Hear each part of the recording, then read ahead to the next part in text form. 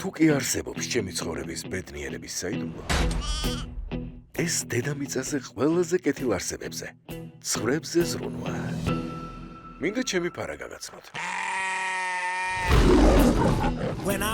დილით ადრე გაგვიცებას რასჯობს. კარგად ვაჭმევ და კარგად ვეპყრობი. და ყოველ დღე ხმამაღლა ვუკითხავ ძირითადად დეტექტივებს. ვიცოდი მკვლელი ვინც იყო. მინდა მჯეროდეს რომ ესმით, მაგრამ ვიცი რომ უბრალოდ ცხრები არიან. კარგი რა, მანდ როგორ გაწყვიტა? ცოტაც და მკვლელის ვინაობას გავიგებდით. რატო გვაწამებს? მოახლე იყო არა? გაიღვიძეთ! ახლა გაიღვიძეთ! ჯორჯი ბალახებში ვიპოვეთ და საერთოდ არ ინძრევა. რა?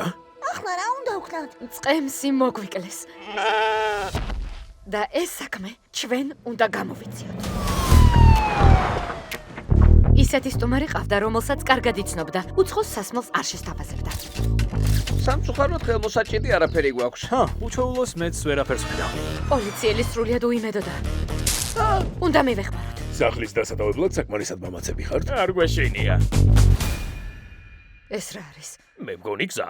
და რისგან კეთდება? ბალახისგან არა, უეჭველი. მოდი ხართ? ჯორჯისთვის. ჯორჯისთვის.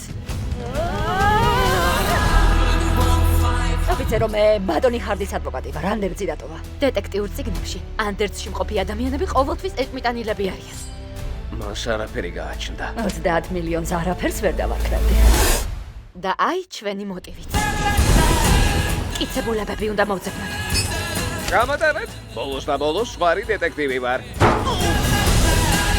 ვინ მოკლა ჯორჯი და რას მალავდა? და რომ ვერ გამოვიძიოთ? უამრავი მსგავსი ისტორია წამიგითხავს. ყველა მარტივ წესებს მიყვება. შეხედეთ, მინიშნება. ორ ჯერზე, როდესაც ამ საქმეზე რამე სიახლეა, ისინი ციქვიანია. მინიშნება. გმადლობთ. ხრებს ბევრი რაღაცის კეთება შეგვიძლია. უფრო სწორად, ყველაფრის. მინდა რომ დავეჯახო. მე ძალიან მინდა რომ დავეჯახო.